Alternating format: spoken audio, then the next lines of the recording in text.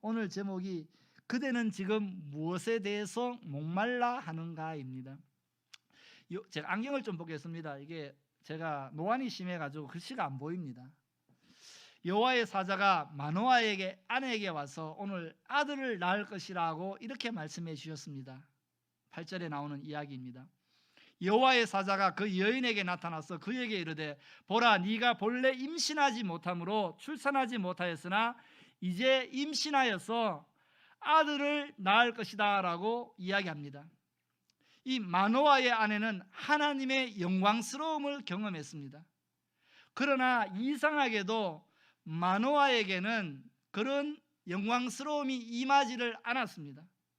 이럴 때 우리는 마노아의 아내에게 주목하는 것이 아니라 마노아의 자세에 대해서 추적해 볼 필요가 있습니다. 마노아는 아내의 말을 듣고 아내에 대해서 비아냥거리거나 조롱하거나 아내를 무시하지 않았습니다. 아내의 이야기를 진지하게 들었습니다. 그리고 난 다음에 이러한 자세를 가졌습니다. 나도 아내에게 임했던 그 영광스러움을 경험하고 싶다. 아내에게 임했던 그 영광스러움에 나도 동참하고 싶다라고 하는 자세를 가졌습니다. 그리고 마노아는 하나님께 이렇게 기도합니다. 하나님, 나에게도 이러한 나의 아내에게 주셨던 영광스러움을 보여주십시오. 그게 13장 8절에 대한 내용입니다. 마노아가 여호와께 기도하여 이르되 주여 구하옵나니 주여 구하옵나니 주의 보내셨던 하나님의 사람을 우리에게 다시 오게 하사 나에게 보내주셔서 우리가 그 낳을 아들에게 어떻게 행할지를 우리에게 가르치게 하소서라고 이야기합니다. 이 기도의 내용이 무엇이냐면 하나님, 나도 이러한 영광을 보기를 원합니다. 나도 예수 잘 믿습니다. 나도 이러한 영광을 보기를 원합니다. 나도 하나님 앞에 기도 열심히 합니다. 이러한 영광을 보기를 원합니다 라는 기도입니다. 사람에게는요 각자가 목말라 하는 것들이 있습니다. 그리고 어떠한 이유에든지 그 목말라던 것들이 채워지는 모습을 볼 수가 있습니다. 어떤 사람들은 돈에 대해서 목말라 합니다. 앉아도 서도 돈 생각만 합니다. 그런데 이상하게 그 사람에게 돈이 모여듭니다. 어떤 사람들은 명예를 목말라 하는 사람들이 있습니다. 높은 자리에 올라가고 싶어 무슨 수를 쓰든지 노력을 합니다. 그런데 세상은 이상하게 그 사람이 높은 자리에 올라가는 모습을 볼 수가 있습니다. 사랑도 마찬가지입니다. 사랑에 대해서 목말라 하는 사람들은 사랑을 정치하는 모습을 우리는 볼 수가 있습니다. 그러나 정작 우리 주변을 살펴보면 안타까움이 하나 있는데 그것이 무엇이냐면 하나님의 영광에 대한 목마름, 하나님의 의에 대한 목마름을 갖고 있는 사람이 생각보다 많지가 않다라는 것입니다. 여러분, 출애굽기 33장 18절에 모세가 하나님 앞에서 이렇게 기도하는 모습을 볼 수가 있습니다. 모세가 이르되 원컨대 주의 영광을 내게 보이소서. 모세가 이르되 원하건대 하나님의 영광을 나에게 보이소서라고 이야기를 합니다.